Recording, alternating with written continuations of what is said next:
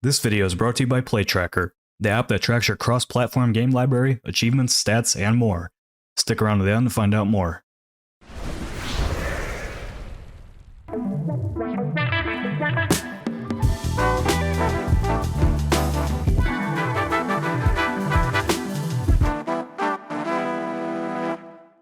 Friendslop is the big new trend in gaming. Every week, it seems like a new one is getting announced. Goofy horror games, sports games, physics-based platformers, shooters. If you can think of it, someone is probably working on it. While some of the internet may lament the amount of these games being made, I say, bring them on. I love this trend because it hits multiple positive avenues for development studios. The most obvious one is that these games are typically pretty cheap to produce, which makes them low risk and high reward should they catch on with the general public. If the game doesn't sell, generally, it's not going to make or break a studio. One of the best examples of Friendslop working in a studio's favor is Peak, which has sold over 10 million copies and was made in around 4 weeks in a collaborative effort between AgroCrab and Landfall Games. Game developer reported that it cost the studios less than $200,000 to produce the game. So, yeah, I think that's pretty damn good. An even more recent example would be Super Battle Golf, which shows how a successful Friendslop game can alter the entire trajectory of a studio going forward. Super Battle Golf was developed by Brimstone in around 4.5 months and has sold over 1 million copies since its release in February of this year. The studio's previous game, Overthrown, released into early access a couple years ago and just hit 1.0 on March 18th. Unfortunately, from what I can tell, the game hasn't found much of an audience, and it's pretty obvious that it cost the studio a lot more money and time to make. Thankfully, the success of Super Battle Golf has assuredly turned that studio's future around in a very short period of time. Peak also helped keep AgroCrab in business as the project they were previously working on, Going Under 2, had to be cancelled shortly before they went on to make Peak. I have personally worked with Surgeon Studios on the recently released Fixed Force. It took just 6 months to concept, prototype, and get the game into production for an early access release last month. Disclosure that we worked on Fixed Force's marketing and aspects of development through our work for hire arm, Lost and Found. It was eye-opening to collaborate with them through the prototype phase and realize how quickly these types of games can come together once you have the primary loop in place. Once the core mechanics are in a good state, it's a mad dash of playtesting, refining, more playtesting, more refining, and then expanding on that core loop with the slapdash comedy and variety that makes these games click.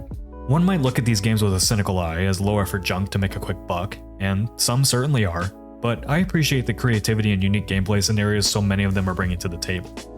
For less than $10 in most cases, I'm easily getting 10 to 20 plus hours of fun, laughs, and memorable moments with my friends. We're out hunting ghosts, trying to drive a wonky RV van across treacherous ravines, attempting to climb seemingly unscalable mountains, hiding from monsters while trying not to break precious loot. They're all relatively simple, but enjoyable concepts that really drive home how important it is just to have a fun gameplay loop. So many big budget co-op games are focused on experiences we've all had before. Co-op shooter with zombies. Co-op shooter with robots. Most of the larger scale multiplayer games I can think of all involve shooting in some form. I mean, how many times have we seen this game at this point? See if you can figure out what the name of it is.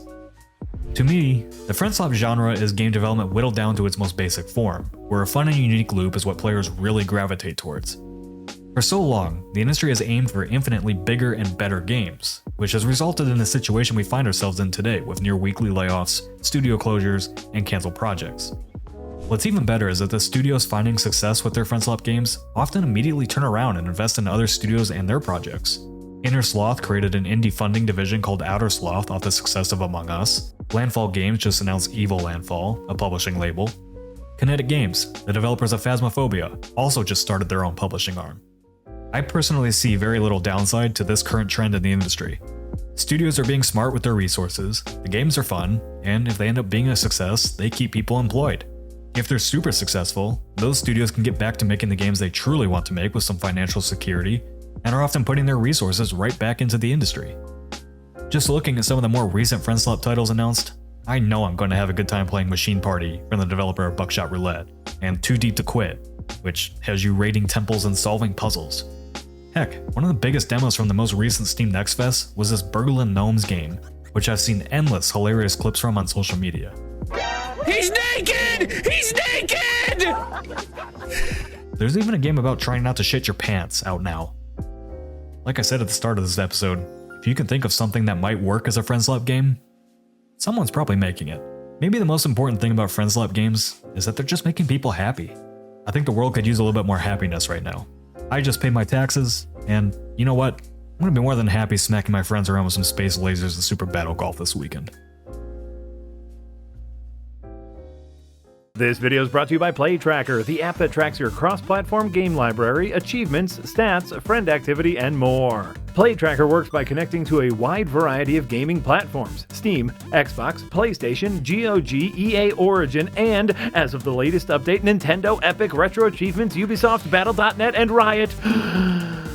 It then combines all of your profile data in one place so you can acquire XP, level up, and unlock rewards no matter where you play. Have you ever been watching one of Second Wind's streams and found yourself thinking, hey, I bet I've logged in more hours of Super Smash Bros. Than KC, earned more achievements in Souls games than Jack, and tried more games than Yahtzee has tried on Yahtzee Tries? If so, you're a sick, twisted individual.